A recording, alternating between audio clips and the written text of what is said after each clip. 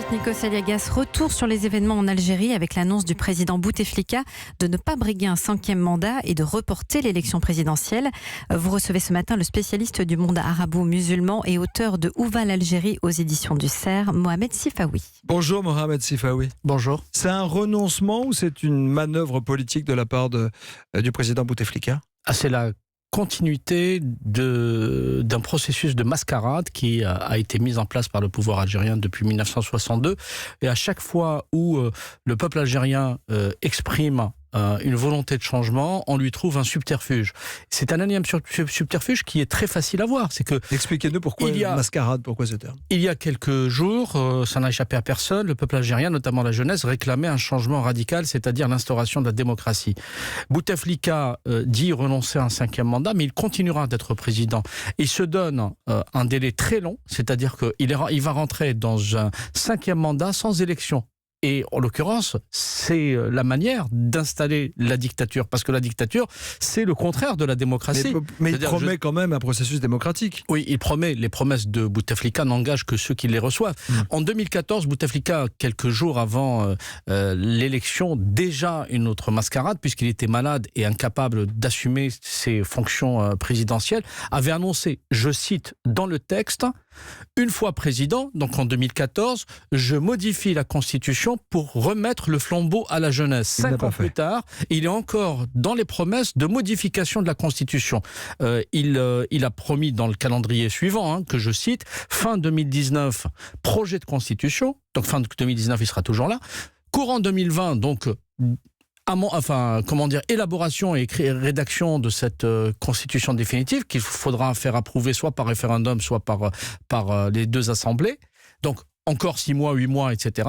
Et ensuite, un calendrier éventuellement électoral. Donc, on est parti à une présidence à vie, comme je ne cesse de le répéter. Donc, pour vous, rien ne va changer tout de suite, en tous les cas. Que signifient ces mouvements de liesse ? Que signifie ce besoin de la jeunesse de manifester, de s'exprimer ? Et d'ailleurs, qui n'a pas été vraiment réprimé. Il y a eu quelques épisodes, mais pas aussi grave que cela aurait pu être. Qu'est-ce que ça signifie ? Il y a un ras-le-bol dans la société algérienne depuis longtemps. La société algérienne a été très prudente parce qu'elle a vécu et elle a subi les années noires des années 90, le terrorisme.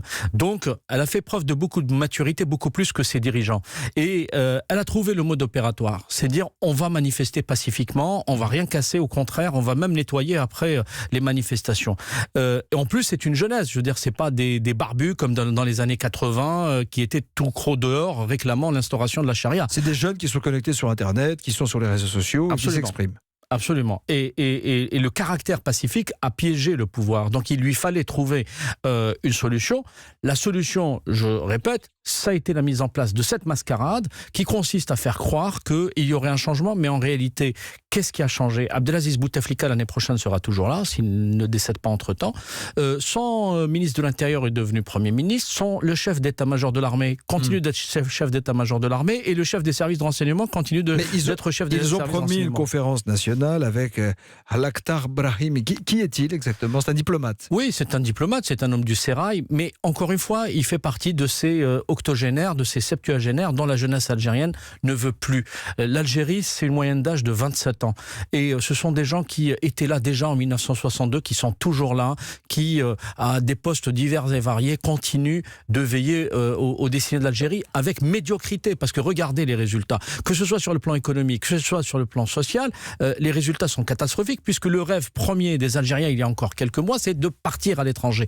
Et la diaspora qui s'est constituée au fil des années, c'est pas parce que les Algériens n'aiment pas leur pays, c'est parce que la plupart, y compris les plus diplômés, les médecins, regardez, il y a 4000 médecins algériens, je ne parle pas des franco-algériens, 4000 médecins algériens qui exercent dans les hôpitaux français, parce que toute cette population en a ras-le-bol, et elle a quitté par désespoir et absence de perspective. Donc l'Algérie, c'est une jeunesse qui n'a pas connu la guerre d'indépendance, qui n'a connu finalement qu'une famille au pouvoir.